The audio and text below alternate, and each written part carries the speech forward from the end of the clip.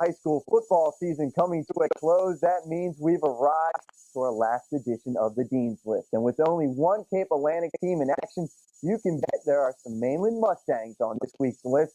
We start off with a running back who rose to the occasion on Saturday. Mainland's Tony Tedeschi could not be stopped. The junior stomped through the mud and snow for 140 yards. Tedeschi also pounded in a 5-yard touchdown run and then added the 2-point conversion. Teaming up with Tedeschi to launch Mainland's rushing attack, senior tailback Tony DeSalle. In his final game of his high school career, DeSalle took fond memories home of the end zone. Number 30 scored 4 times on touchdown runs of 1, 9, 16, and 1. DeSalle also hauled in a 2-point conversion pass for a grand total of 26 points. But looking back at DeSalle's and Tedeschi's success, you have to acknowledge the play of Mainland's offensive line. The front five of Bill Brown, Buddy Brome, Greg Stolt, Matt Levinson, and T.J. Wolf manhandled Wilson's defense. Despite being outweighed, the Mustang line opened huge holes and allowed their backs to pile up 269 rushing yards. Overall, a performance that helped capture the Group 3 title, and that is our season-ending Dean's List. Still to come in sports, 2 of this week's Dean's List members stop by for some bench talk. Stay with us.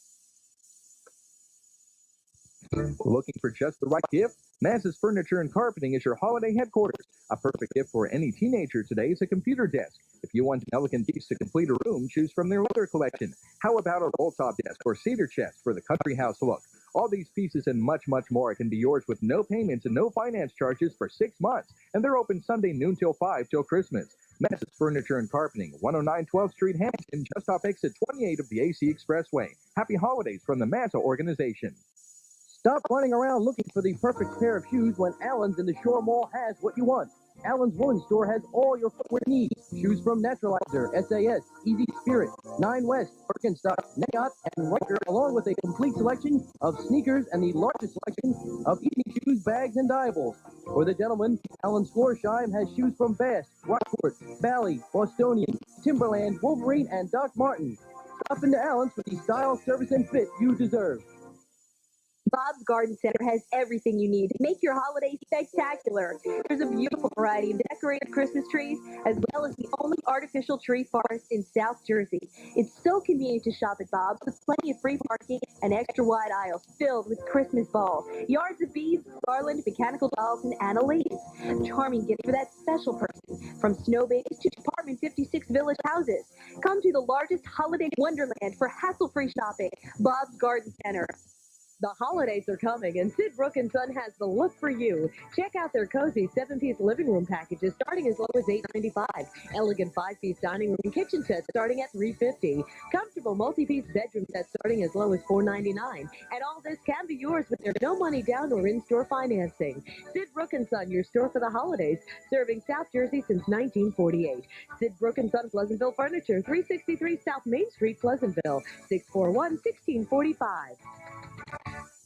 We're back here on News Center 40 Nightside. Well, it's the day after one of the biggest upsets in South Jersey football history. The Mainland Mustangs facing an hour-and-a-half bus ride, poor weather conditions, and not to mention the top-rated team in South Jersey came away with an overwhelming 42-14 victory over Woodrow Wilson. The Mustangs winning their first South Jersey Group 3 title since 1980. And 2 of the key players in the game were the running back duo of Tony DeSalle and Tony Tedeschi. Guys, welcome to the bench. Well, you've had a night to sleep on your victory. Has it sunk in yet what you've done, Tony? Just when I woke up this morning and I read the paper, and it just had us on the front page, and it was just an unbelievable victory. We were supposed to lose. We were there the whole week. Everybody's like, Mainland who? And we just went up there and we just played tough, and it's unbelievable. Tony, what do you think? It still hasn't set in yet. Last night we came home, there was a parade all along New Road and everything, and we got back to school, all the fans were there, our parents and everything, so, it was an unbelievable feeling, and to wake up and see, chants in the newspaper, it was a really good feeling. Tony, you wake up yesterday morning, you look outside, you see the snow. What were your feelings about having to go and play in it?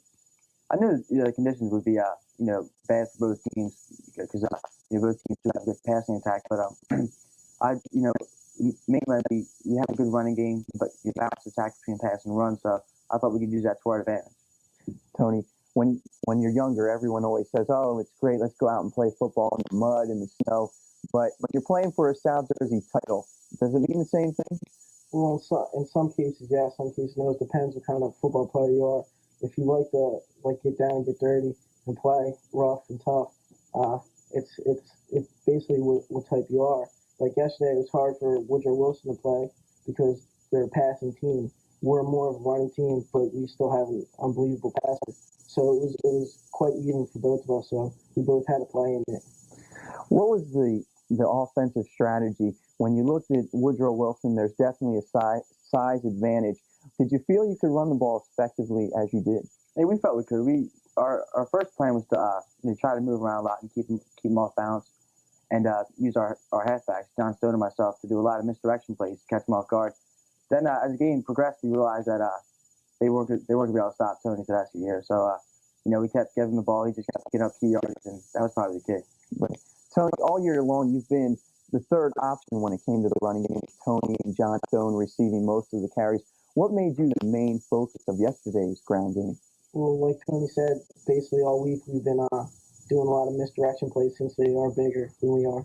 So we were trying to catch them off balance. But after the first carry I had, the line was just blocking unbelievable. There was holes that anybody could run through. And I have to give most of the credit to the line. And when the holes were there, the coach just said, we're just going to keep it on the ground a lot. Jeff only had 3 passes yesterday. We basically just ran the ball down and just kept running it. Your team goes on a 29-point run there in the second quarter. When you looked into Woodrow Wilson's players' eyes, did you see a difference in from the start of the game that made you think, hey, we're going to win this game? Yeah, I think there was a slight difference. Before the game started in warm-ups, we were out a few minutes before that. They were. When they came out, they were real excited and had a lot to say to us and everything.